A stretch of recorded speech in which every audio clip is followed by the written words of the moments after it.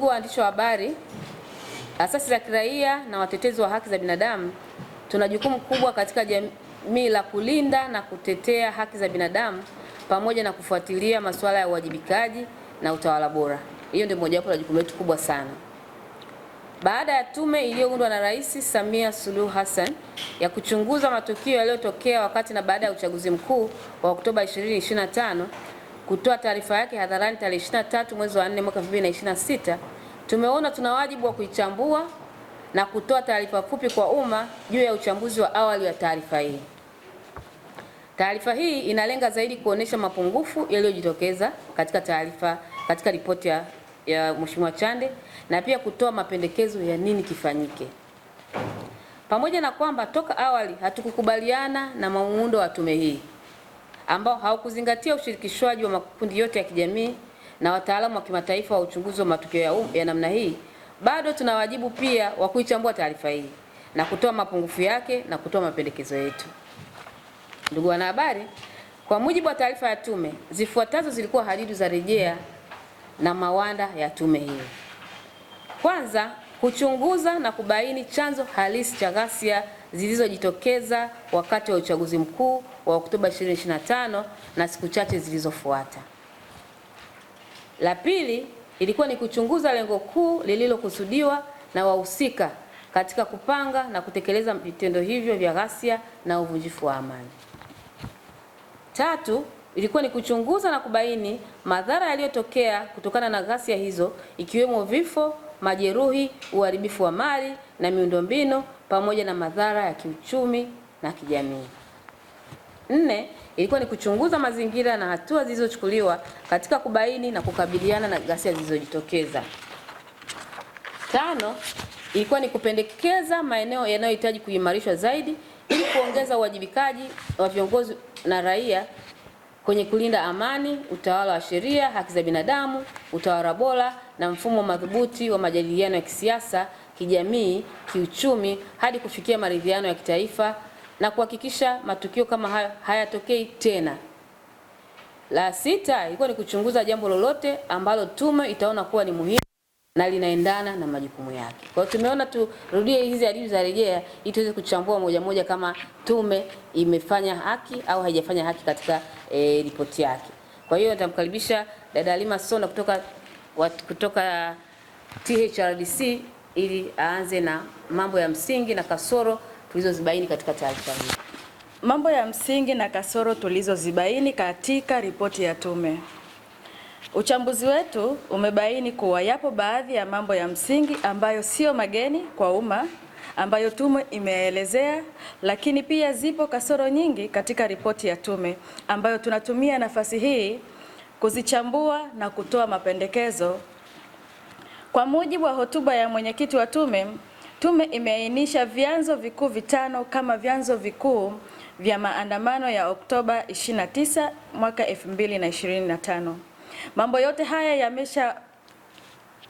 yote haya yameshaelezwa katika taarifa nyingi za awali, lakini pia asasi za kiraia mara zote tumekuwa tukisisitiza na kushauri kuwa madai haya yafanyiwe kazi.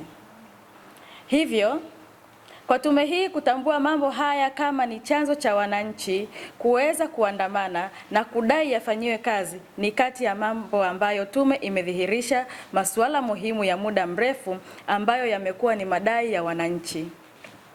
Vyanzo vilivyotajwa ni kama ifuatavyo: masuala ya kisiasa yanayojumuisha madai ya katiba mpya, demokrasia katika mfumo wa vyama vingi, malalamiko ndani ya vyama vya siasa, madai ya maboresho ya Tume Huru ya Taifa ya Uchaguzi na mfumo mzima wa uchaguzi. Masuala ya kiuchumi yanayojumuisha ugumu wa maisha, ukosefu wa ajira na kukosekana kwa usawa katika fursa za ajira na za kiuchumi. Mazingira ya biashara na uwekezaji yasiyo rafiki, utitiri wa kodi na tozo na mfumo usio rafiki wa utozaji na ukusanyaji kodi. Ya tatu, masuala ya kijamii yanayojumuisha mmomonyoko wa maadili na kushuka kwa uzalendo, kutopatiwa ufumbuzi na majibu stahiki kwa kero mbalimbali katika jamii kama vile rushwa, ubadhirifu wa mali za umma na madai ya utekaji na kupotea kwa watu. 4. Utendaji usiodhihirishwa wa baadhi ya watendaji na watumishi wa umma hususani ngazi za chini, mamlaka ya serikali za mitaa, ikiwa ni pamoja na kutosikilizwa au kutatua kero za wananchi kwa wakati na utekelezaji hafifu wa mapendekezo ya tume zinazoundwa. 5. Masuala yanayohusu uhusiano wa kimataifa katika dunia ya leo na ijayo, ambapo mataifa mengi yanatanguliza mbele maslahi yao kama msingi wa mahusiano na kujaribu mbinu na mikakati mbalimbali ya kujiweka katika nafasi nzuri kuendeleza maslahi yao katika nchi nyingine hasa zinazoendelea na zenye rasilimali nyingi. Kasoro tulizozibaini, na hizi ni kasoro tulizozibaini katika ripoti ya tume. Kasoro ya kwanza, kasoro kwenye mbinu za ukusanyaji taarifa za uchunguzi. Mwenyekiti wa tume aliweza kuelezea kwamba tume ilitumia mbinu au methodolojia ya kukusanya taarifa kutoka kwenye vyanzo rasmi ambazo aliziita ni official sources, yaani polisi, vituo vya afya au mahospitali. Lakini katika mgogoro wote, kwa vitendo vyake, polisi pia wanatambuliwa kama wahusika wakuu na wanatuhumiwa kwa kuua raia. Aidha, katika hatua ya awali kabla tume haijaanza kuzuia vyombo vya habari kuripoti taarifa za wahanga, umma wa Watanzania uliona jinsi polisi walivyokuwa wanaingilia na kushurutisha utendaji kinyume na weledi unaotakiwa kwenye mahospitali, vituo vya afya. Katika mazingira hayo, tume kutumia taarifa za polisi au wadau wake kupata taarifa badala ya kufanya uchunguzi wa kujitegemea haikuwa methodolojia sahihi yenye kuasili taarifa zinazoaminika. Polisi na vyombo vya usalama vingine vinalalamikiwa kuua, kuteka, kuondoa miili ya watu au majeruhi kwenye vituo vya afya na mahospitali na kuipeleka kusikojulikana. Hivyo, haiwezi kuwa chanzo cha kuaminika katika uchunguzi unaohusu masuala nyeti yanayohusu kukiukwa kwa haki za binadamu, hususan kuteka, kuua na kutesa raia. Aidha, uchunguzi ni sayansi, hivyo tume ilipaswa kufanya uchunguzi wa kisayansi. Kwa hiyo, kwa uchambuzi wetu, tunasema kwa ujasiri kuwa mbinu ya uchunguzi iliyotumiwa na tume kukusanya taarifa za awali, primary and secondary data, haikidhi haja ya sifa za kisayansi za kuchunguza matukio ya Oktoba 29 mwaka 2025. Kasoro ya pili, tume kushindwa kubainisha waliozembea kupelekea yaliyotokea. Kwa muda mrefu, watetezi wa haki za binadamu na masuala ya kidemokrasia, uchaguzi, utawala wa sheria na utawala bora, tumeshauri ama kupitia maandiko ya kisomi, makongamano au mikutano na watendaji mbalimbali wa serikali juu ya umuhimu na ulazima wa serikali kutekeleza masuala ambayo tume imeyaita kama vyanzo vya ghasia. Lakini isivyo bahati, serikali imekuwa ikipuuza maoni ya wadau. Mtakumbuka, hata kabla ya uchaguzi mkuu kufanyika, tulishauri, wanaazaki walishauri ulazima wa kuifumua mifumo yetu ya uchaguzi, ikiwemo uwezekano wa kupata katiba mpya ili kuliokoa taifa na machafuko. Lakini serikali haikuwa tayari ama kusikiliza au kutekeleza maoni ya wanaazaki. Hata hivyo, hatukukata tamaa. Tuliendelea kuishauri serikali bila mafanikio. Kwa uchambuzi wetu, yote yaliyotokea kwa sehemu kubwa yamechangiwa na serikali kutochukua au kutekeleza maoni ya wadau. Kama tume ilivyotaarifu, madai hayo yamekuwepo kwa muda mrefu katika jamii yetu, lakini yamekuwa yakipuuzwa. Taarifa ya tume haijaelezea tatizo hili na taasisi pamoja na viongozi walioshindwa kufanyia kazi hoja hizi hadi kupelekea yaliyotokea. Kasoro ya tatu, tume imeshindwa kuwataja Watanzania waliohusika. Pamoja na tume kubainisha baadhi ya vichocheo vya matukio, hata hivyo, katika taarifa yake, tume imeonekana kuwa na kigugumizi katika kuwataja kwa uwazi waliohusika na kupendekeza hatua za kuchukuliwa dhidi yao. Kwa mfano, tume imekiri kuwepo kwa vitendo vya utekaji na kupotea kwa watu. Tume imekiri na kutoa takwimu kuwa takribani ya watu 700 hawajulikani walipo hadi sasa. Pamoja na uzito wa suala hili, tume haijaweza kuelezea kwa kina ni nani wanahusika na vitendo hivyo, wala nani anatoa amri ya utekelezaji wake. Kwa uchambuzi wetu, taarifa hii haiwezekani kuonekana kuwa kamili kwa mujibu wa hadidu za rejea zilizoiunda tume, ambazo zilielekeza kuchunguza lengo kuu lililokusudiwa na wahusika katika kupanga na kutekeleza vitendo hivyo, pamoja na kubaini chanzo halisi. Ni vigumu kufikia malengo haya bila kuwataja waliohusika na bila kupendekeza hatua mahususi za kuchukuliwa dhidi yao. Kasoro ya 4, uwepo wa makambi na mafunzo. Taarifa ya tume imeelekeza kuwa takribani watu 500 waliohusika na vitendo vya ghasia walipata mafunzo kwa muda wa takribani wiki 2. Hata hivyo, pamoja na madai haya mazito, uchunguzi wa tume umeshindwa kubainisha kwa kina mafunzo hayo yalitolewa na nani na yalifanyika katika eneo gani mahususi, licha ya kutaja kuwepo kwa kituo cha mafunzo jijini Dar es Salaam ambapo kipo umbali mfupi kutoka kituo kimojawapo cha polisi. Hali hii inaacha maswali mengi bila majibu kuhusu uhalisia na uthibitisho wa madai haya. Suala hili ni zito kubwa sana kwa taifa, na kama kweli haya yalitokea, tume ilipaswa kutoa hadharani taasisi zote za usalama zilizoshindwa kutimiza wajibu wao hadi kupelekea kukawa na vikundi hivi. Namba 5. Kuendelea kutumia hoja za kisiasa zisizo na majibu halisi. Tume imeeleza kuwa baadhi ya waandamanaji walilipwa fedha na kudai kuwa ilipokea ushahidi wa kiapo kutoka kwa mmoja wa waandamanaji. Kwa mantiki ya kawaida, ushahidi wa kiapo unapaswa kubainisha wazi mhusika aliyetoa fedha hizo. Hata hivyo, katika hali isiyoweza kuelezeka, tume haijaweka wazi ni nani aliyetoa fedha hizo wala malengo ya ufadhili huo, licha ya kudai kuwa na ushahidi huo wa kiapo. Kwa ujumla, hoja hizi ni mwendelezo wa hoja za kisiasa zilizotolewa wakati wa uchaguzi na zinaonyesha kuwepo kwa mapungufu makubwa katika kutoa majibu ya kina kuhusu madai mazito yaliyowasilishwa, jambo linaloibua maswali juu ya ukamilifu na uwazi wa ripoti ya tume. Tume imekiri zipo sababu za msingi za vijana kuandamana, na haiwezekani tena fedha au fadhili kutoka nje ndio uwe sehemu iliyochangia maandamano. Hoja zilizotajwa kuwa chanzo cha maandamano zinajitosheleza kuamsha vijana wenyewe bila kuwa na ushawishi mwingine. Vile vile, kulikuwa na matarajio makubwa kutoka kwa umma kuhusu madai kwamba kulikuwa na waandamanaji waliokodiwa katika nchi jirani kushiriki katika maandamano hayo. Maswali muhimu yalihusu waliingiaje nchini, ni nani aliyewafadhili, kwa malengo gani.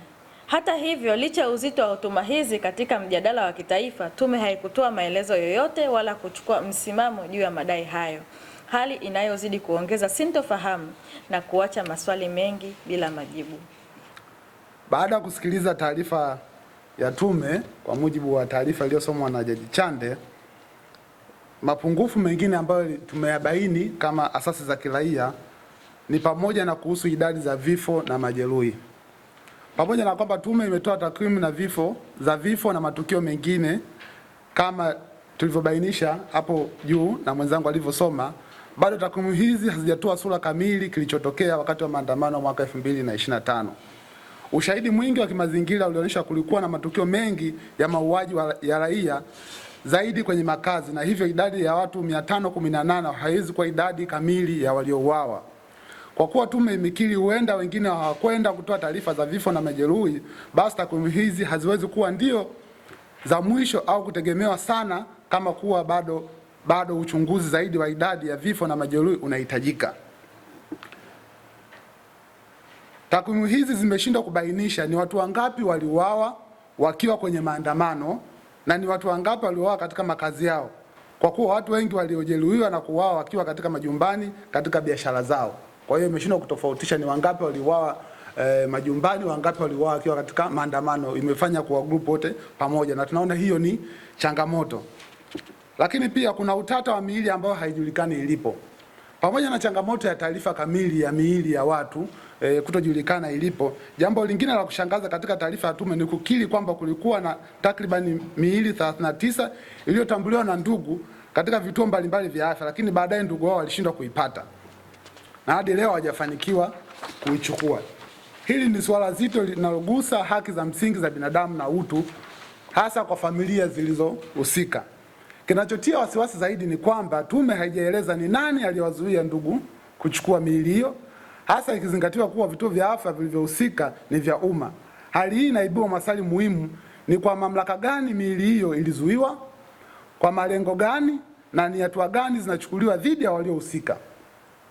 Baada ya kutoa majibu ya kina, tume inaonekana kuishia kueleza tatizo hili kana kwamba ni mlalamikaji, bila kuchukua msimamo wa wazi unaoendana na wajibu wake wa kubaini ukweli na kupendekeza hatua stahiki. Taarifa hii haijaweza kuweka bayana kuhusu swala la watu ambao miili yao haijulikani ilipo. Hii inaonyesha kuwa muundo wa tume ulichangia watu wengi kuogopa kwenda kutoa taarifa, na hivyo kufanya tume kutoa taarifa huku wengi wakishindwa kwenda kupeleka taarifa zao. Changamoto nyingine ambayo tumeibaini ni tume kushindwa kufafanua kuhusu uhalali na madhara ya tamko la IGP. Eneo jingine muhimu ambalo umma wa Tanzania ulitarajia kusikia msimamo wa tume ni kuhusu uhalali wa tangazo la IGP Wambura lililowataka wakazi wa Dar es Salaam kutotoka nje ya makazi yao, na ambalo baadaye lilionekana kutumika katika maeneo mbalimbali ya nchi. Kutokana na uzito wa swala hili katika muktadha wa sheria na katiba, umma ulitarajia tume kutoa ufafanuzi wa wazi kuhusu uhalali wake na athari zake. Hata hivyo, katika hali isiyoeleweka, tume haikugusia kabisa jambo hili, jambo linaloacha pengo kubwa katika hoja za kisheria na kiutawala, kwa sababu Watanzania wengi waliona namna gani tamko hili lilitekelezwa katika mikoa mingine. Kwa hiyo wananchi walitegemea kupata ukweli.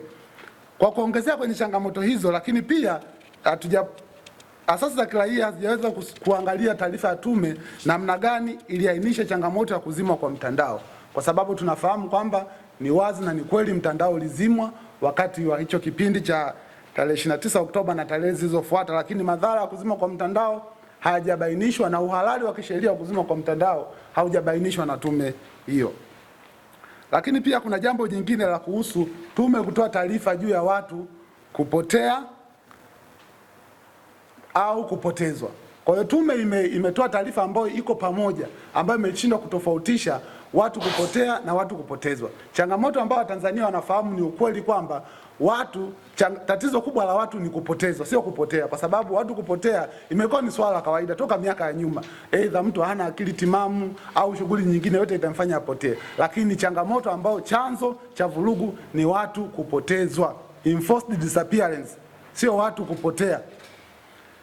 Lakini pia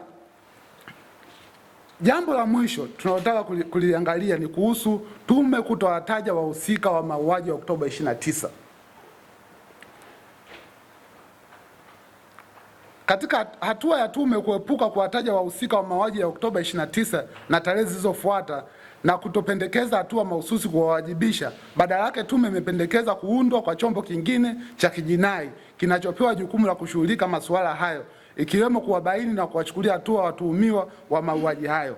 Hali hii inaibua swali la msingi kuhusu upeo na madhumuni ya tume yenyewe. Ikiwa tume ya Mheshimiwa Jaji Chande haikuwa na mamlaka ya kushughulika masuala ya kijinai, je, ilikuwa inachunguza nini hasa? Na ikiwa ilikuwa inapokea ushahidi wa mashahidi hata kwa njia ya viapo, ushahidi huo ulikusudia kutumika kwa lengo gani? Kukosekana kwa majibu ya wazi katika masuala haya kunazua shaka juu ya ufanisi na mwelekeo wa kazi ya tume, pamoja na uwezo wake wa kufikia matarajio ya umma katika kubaini ukweli na kuhakikisha uwajibikaji. Muda mwingi umepita na fedha nyingi zimetumika, kwani tume imeshindwa kuja na majibu kamili ili kuweza kumaliza swala hili kwa wakati. Kwanza tena, mchakato wa uchunguzi ni kupoteza muda, kuto kujali yaliyotokea na kuongeza tena mafuta kwenye moto unaowaka. Na ndio maana toka mwanzo tulidhani ni vyema kuwa na tume huru na shirikishi ambayo itatumia muda mchache kuja na majibu kamili na ushauri kwa taifa kuhusu yaliyotokea Oktoba 29. Tusipokuwa makini, tunaweza kwenda hadi uchaguzi ujao tukiwa na swala hili na changamoto zote kuendelea kubakia kama zilivyo. Kwa kuzingatia maelezo ya uchambuzi huu wa Azaki, ni wazi kuwa Tanzania inakabiliwa na changamoto za kimuundo zinazohitaji majibu ya kina na ya muda mrefu. Hata hivyo, changamoto hizi pia zinatoa fursa muhimu ya kufanya mageuzi ya kimsingi katika mifumo ya uongozi, uchumi na mshikamano wa kijamii. Huu si wakati wa kutafakari tu, bali ni mwito wa kuchukua hatua madhubuti za mageuzi. Mustakabali wa Tanzania unategemea uwezo wa kukabiliana na changamoto hizi kwa ujasiri, kujenga mifumo yenye haki na kuhakikisha kuwa kila mwananchi anapata fursa ya kushiriki katika maendeleo ya taifa. Hivyo, Azaki zinatoa msimamo na ushauri ufuatao kwa maslahi ya haki, uwazi na mustakabali wa taifa. Hatuungi mkono pendekezo la kuundwa kwa chombo kingine cha kijinai kushughulikia masuala yaliyobainishwa na tume. Tunaamini kuwa tume ya Mheshimiwa Jaji Chande ilikuwa na uwezo na mamlaka ya kushughulikia masuala hayo, na kwamba kukwepa kufanya hivyo kunaashiria ukosefu wa utashi wa kisiasa badala ya ukosefu wa uwezo. Muda umekwenda na gharama kubwa zimetumika. Kwa sasa ipatikane tume huru ya kutafuta ukweli, uwajibikaji na maridhiano ya kitaifa. Narudia, sasa ipatikane tume huru ya kutafuta ukweli, uwajibikaji na maridhiano ya kitaifa. Tume hii iundwe na watu huru. Tume ya Jaji Chande itoe taarifa kamili yenye ukweli halisi hadharani. Tunatambua kuwa kiini anatomy cha vurugu na mauaji ya Oktoba 29, 2025 ni mgogoro wa kisiasa ambao umekuwepo Tanzania tangu nchi iliporejea kufuata mfumo wa utawala kidemokrasia na siasa za ushindani wa vyama vingi 1992, kinyume na ushauri wa kitaalamu na mapendekezo ya tume ya Jaji Mkuu Francis Nyalali. Njia ya kumaliza mkwamo huu sio kutafuta wachawi, vijana fukara au raia wasiojitambua bali ni kutekeleza mapendekezo ya tume ya Jaji Nyalali aliyotoa zamani 1992 huko. Serikali ilipe fidia, hii ni serikali ilipe fidia kwa wahanga wote wa tukio la Oktoba 29, 2025 waliofariki na hata waliojeruhiwa kwa kuzingatia sheria na mikataba ya kimataifa ya fidia ya kufidia wahanga. Pendekezo la tume kwa serikali iweke utaratibu wa kuhakikisha majeruhi waliopata ulemavu bure, waliopata ulemavu kutokana na ghasia za Oktoba wanapata huduma za matibabu bure, ikiwa ni pamoja na watakaohitaji vifaa saidizi na viungo bandia, ni kejeli kwa wahanga, ndugu na jamaa zao. Wote waliohusika na mauaji na matumizi ya nguvu kupita kiasi kama ilivyokiriwa katika taarifa ya tume wanapaswa kuwajibishwa kikamilifu kwa mujibu wa sheria bila upendeleo wowote. Mchakato wa maridhiano ya kitaifa unapaswa kuendana na utaratibu wa viwango vya kimataifa na weledi wa kutanzua migogoro ukisimamiwa na watu waadilifu waliopendekezwa na wadau wenye maslahi kwenye mgogoro. Unatakiwa vile uwe jumuishi, ukihakikisha makundi yote muhimu ya kijamii na kisiasa, ukihusisha makundi yote ya muhimu ya kijamii na kisiasa, na uongoze na utashi wa kweli wa kisiasa ili kufikia suluhisho la kudumu. Muda umekwenda na gharama kubwa zimetumika. Kwa sasa ipatikane tume huru ya kutafuta ukweli, uwajibikaji na haki kabla ya kuanza mchakato wa katiba mpya. Mchakato wa katiba mpya uanze baada ya kupata kwanza mwafaka wa kitaifa na kutolea majawabu na uwajibikaji wa yale yote yaliyotokea mwaka 25. Katiba mpya iwe kama sehemu ya kushughulikia chanzo kikuu cha malalamiko ya muda mrefu ya wananchi na kuzuia kujirudia yasitokee. Hali hii iwe ni hatua ya mwisho na muhimu katika kutekeleza mwafaka wa kitaifa. Wafungwa wote wa kisiasa wanaoendelea kushikiliwa gerezani kuhusiana na matukio ya Oktoba 29, 2025 waachiliwe mara moja na bila masharti yoyote, ikiwepo mwenyekiti wa Chadema Tundu Lissu. Watu wote wanaodaiwa kutekwa na kupotea, ambao kwa mujibu wa taarifa ya tume ni zaidi ya watu 700 na bado hawajapatikana. Hapa haijasemwa, lakini wote tunajua, hata Humphrey Polepole yuko kwenye kundi hilo. Wanapaswa wapatikane au kuachiwa mara moja bila masharti yoyote. Iwapo wapo waliofariki, basi ndugu zao wapatiwe miili ya wapendwa wao kwa wakati ili waweze kuwazika kwa heshima inayostahili.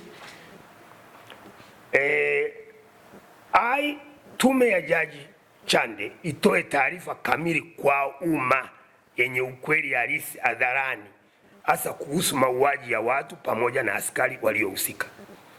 Na viongozi wote waliozembea na kupuuzia maoni ya Azaki na watu wengine, hapa tunakumbuka Jaji Warioba na wengine, kuhusu kutatua changamoto hizi za tangu 92 alizoainisha Jaji Nyalali, kupata muafaka wa kitaifa kabla ya uchaguzi wawajibishwe, ikiwemo yani wale ambao walizembea mpaka tukafika hapo mpaka tukafika kwenye huo uchaguzi unachoitwa uchaguzi wa 2025 wawajibishwe, ikiwemo tume ya uchaguzi, kwa kuwa ikiwemo na tume ya uchaguzi ambayo ndio kiini kikuu cha matatizo, kwa kuwa imechangia sana changamoto hizi kuelekea uchaguzi wa 2025. Hitimisho. Uchambuzi, maoni, mtazamo na msimamo wetu unaoakisiwa katika tamko hili hautofautiani, bali unaendana na maoni, mtazamo na msimamo wa raia wengi kwenye jumuiya, majumbani mwao, maofisini na hata mahali pa kazi, mijini na vijijini, wanaopenyeza sauti zao kupitia jamii ya kiraia na mitandao ya kijamii, wakitamka waziwazi kukataa ripoti ya tume ya uchunguzi wa mauaji, kujeruhiwa na uharibifu wa mali wakati na baada ya uchaguzi mkuu Oktoba 29, 2025. Na sisi pia tunaungana na Watanzania walio wengi kukataa ripoti hii. Mwisho wa hitimisho. Katika hadidu za rejea za tume ya Jaji Mkuu mstaafu Chande, na mawanda ya kwamba wataanzia muda gani mpaka muda gani, isipokuwa tukio la uchaguzi. Pengine Jaji Chande walikuwa na nafasi vile vya kujiongeza. Kwa hiyo alivyosema kwa 700 tunaichukulia kwamba ndiyo kazi walioifanya kuona ni wangapi ambao wamepotea, kwa sababu wale watu waliopotea tunajua walio wengi hawajapotea wakati ule uchaguzi. Ndio wakati wa uchaguzi kuna baadhi ya watu walipotea kipindi kile cha siku 5-6 zile za uchaguzi, lakini tunajua vile vile kwamba kabla ya pale kulikuwa na taarifa kadhaa na mashirika kama hapa Kituo cha Sheria za Binadamu kama Tanganyika Law Society, tunakumbuka kwamba alifanya kazi ya utafiti kutafuta. Nakumbuka ripoti ya mwaka 2024 ya TLS Tanganyika Law Society, nadhani walikuwa wamegundua kwamba walikuwa na watu nadhani 85 kama sikosei, lakini tunaona kabisa kwamba sasa hii tume imeongeza hiyo idadi, na kuna ripoti nyingine inasema ni watu 200 mpaka nadhani mwaka jana kwenye mwezi wa 4 wa 5.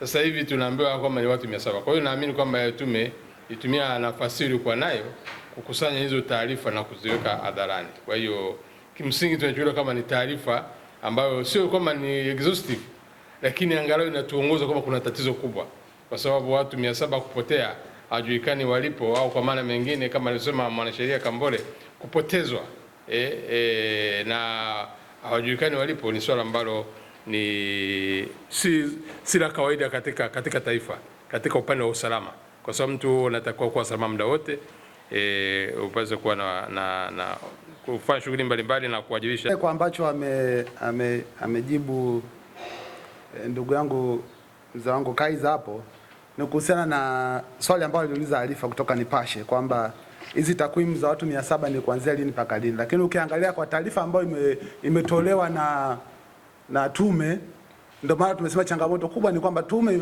imetoa taarifa kutokana na taarifa inayopewa na Jeshi la Polisi ambao ni mtuhumiwa kwenye sakata hili lote. Sasa kwa mujibu wa taarifa ya Jeshi la Polisi ambao wamepelekea tume ni kuanzia 2023 mpaka 2025 ni zaidi ya watu 700 wamepotea. Sasa hiyo taarifa, ukisoma taarifa hiyo press ya tume imetokana na taarifa iliyopewa na Jeshi la Polisi.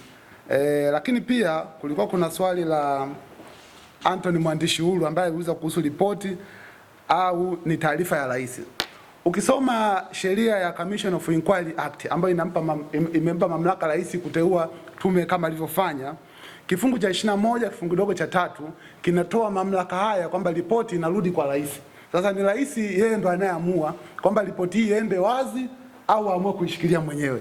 Kwa hiyo yeye ndo anayeamua. Lakini sisi wito wetu, kwa sababu ripoti hii ni ya watu, imetumia fedha za watu, tunafikiri ni muhimu kama kweli tuna nia ya kuliponya taifa hili, ni muhimu ripoti hiyo ikawekwa wazi ili wananchi waweze kuiona. Ili mtu kama anasema kuna kijana wangu mimi alipotea, ajue akiangalia katika ile ripoti aweze kupata taarifa sahihi kwamba mwanae amewekwa mle au hajawekwa mle. Na hivyo viapo watu wavione ni vya kweli au sio vya kweli. Kwa kama nataka kuliponya taifa ni muhimu ripoti ikawekwa wazi, japokuwa yeye ndo anaamua iweke au asiweke, kwa muda gani, kwa forum zipi. Kwa bado kumekuwa kuna hiyo changamoto. Lakini pia ameuliza kutokuwepo kwa ripoti kamili kwa kiasi gani kumeathiri uchambuzi wetu. Kiukweli umeathiri kwa kiasi kikubwa sana. Umeathiri kwa kiasi kikubwa kwa sababu sisi tumetoa taarifa kutokana na kile ambacho kimesomwa na Jaji Chande. Kiasi kwamba tungepata ile ripoti kamili ingeweza kutusaidia kujua kweli hawa watu ambao tunaambiwa kwamba wamepotea ni wakina nani, wamepotea lini, nani kawapoteza. Tungeweza kujua hivi viapo vina nini. Sio lazima kwamba wangetoa ripoti ambayo labda ina majina, wangeweza kuficha yale majina kama wanahisi kuna haja ya kuyaficha. Lakini mwisho wa siku ili tupige hatua kutoka hapa tulipo tunahitaji ukweli. Sasa kama hakuna ukweli, hiyo hatua tunaipigaje?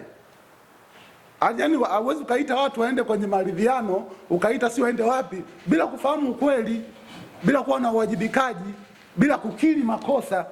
Sasa ili mimi ambaye nimeathirika na hizi vurugu au nimefiwa na mwanangu niweze kusamehe, si lazima nimjue aliyemsababisha madhara mwanangu. Si lazima akili aseme samahani siwezi kurudia tena. Si lazima anifidie ili niweze kuingia sasa mezani kuzungumza. Lakini siwezi nikaingia mezani kuzungumza wakati sijui ukweli, hauko wazi, uwajibikaji hamna, kila mtu yuko ofisini ni kama vile hamna kitu kilichotokea. Kwa hiyo kama kweli tunataka kuliponya taifa ni lazima, na wito wetu ni jambo la msingi kwamba ni muhimu sana hiyo ripoti ikawekwa wazi ili wananchi waweze kuziona. Kama tume nyingine zimeweka ripoti zao wazi, tume Kenya, South Africa, sehemu zote. Ukitaka kuliponya taifa lazima ukweli na uwazi kwanza kabla ya chochote, kwa sababu kama taarifa za rejea zilikuwa wazi, tume ilipewa kazi hadharani, tume ikaenda kufanya kazi hadharani, japo waandishi wa habari walizuiwa kidogo, lakini pia tukaitwa kwenda kutoa maoni ambao wengine hatukwenda kwa sababu hatuamini tena tume hivyo hivyo. Kwa hiyo kama ilikuwa hadharani, maana yake itakiwe hadharani na ripoti itolewe wazi tuweze kuiona. Hizo watu waliosema wamejiteka, tunajua wamejiteka vipi na walijitekaje. Watu walioambiwa kwamba wamewalipa watu, wamewafundishia wapi, tuone na hiyo venue waliofundishia, ili tujue wale walioweka ni nani, aliyowalipa hizo 10,000 mpaka 50,000 ni nani, ili tuone uwazi kama alivyosema mwenzangu kwamba kwenye mawasiliano kunatakiwa kuwa kuna ukweli. Kitu cha muhimu sana ni ukweli. Ukweli lazima uwepo, lakini iwepo haki, iwepo na uwajibikaji pia. Kwa hiyo tunaona ripoti hii haina uwajibikaji, haijasema ukweli vitu vingi, na haijaonyesha haki na uwajibikaji kwenye maeneo mengi. Kimsingi ni hoja ya uwazi na maadili ya kazi. Tunajua kabisa kwamba utaratibu wa polisi kufanya kazi unajulikana. Polisi hatoki nyumbani kwake anakwenda kazini. Anakwenda kituo cha kazi, anapangiwa kazi na anawakilisha serikali kwenye masuala yote yanayohusiana, kama ni mambo ya kukamata watu, kama ni kutuliza ghasia, anatakiwa aonyeshe utaratibu wa kuaminika kwamba serikali ndio iliyomtuma. Hiyo ni moja. Kile swala la pili ni kwamba uchaguzi ni zoezi la raia, sio la kiaskari kulazimisha watu waende au wasiende au kuzuia. Kwa hiyo ukiangalia hizo picha tumeziona wote, kuna watu kadhaa wamevaa t-shirt pale nyumbani kwangu pale ninakokaa mimi, walikuja waingia mtaa wa kwanza, walikuwa watu watatu kwa gari dogo la kawaida, waingia mtaani wakaua mtu mmoja pale, kuna kiwanda fulani karibu na mimi, wakatoka, alafu wataka kuingia mtaa wangu, kuna wanajeshi kama wanne walikuwa mbele kule wamesimama, maana nyumbani kwangu karibu na kambi ya jeshi. Wakageuza gari wakaendelea zao, wakarudi walikotoka baada ya kuwa yule mtu mmoja. Hiyo inaonyesha kabisa kwamba au askari au watu walikuwa wanaua raia hawakuwa rasmi, na walijua kabisa kwamba wanafanya kosa, na walijua kabisa kwamba kosa hilo ni dhidi ya katiba na vile dhidi ya maadili ya kazi ya polisi au vyombo vingine vya usalama. Kwa hiyo tunachoweza kusema pande moja, tunasema kwamba ripoti iweke wazi hayo mambo yote, tuyaone, alafu tuyakatae au kuyakubali kwa kuzingatia tunachokijua. Sasa bila kuona ripoti ile hadharani, pengine ndio maana wakaamua kuficha, kwa sababu hawataki watu waithibitishe au waikanushe kulingana na kichoandiko. Kwa hiyo naweza sema kwamba pengine kukatisha kwa haraka, niseme tu kwamba operation nzima ya kuingia mitaani ama kulazimisha watu waende kupiga kura au kuwazuia wasiende kupiga kura, lakini kutumia silaha za moto ambazo mpaka leo hatujui hizo silaha zilikuwa za nchi, za dola, za serikali au zilikuwa ni kampuni binafsi wamewapa silaha wale walikuwa wanazitumia, hatujajua. Amewapa risasi ni nani? Hatujasikia tume kwa mfano hajatuletea taarifa. Mene vituo vya polisi wamekagua kila kituo cha polisi, vinadhani hatua 4, kituo cha kwanza hatua ya juu na hatua ya pili nadhani mpaka hatua ya tatu. Hizi vituo vidogo havina hiyo store ya silaha ambao wanaita amare kama sikosei.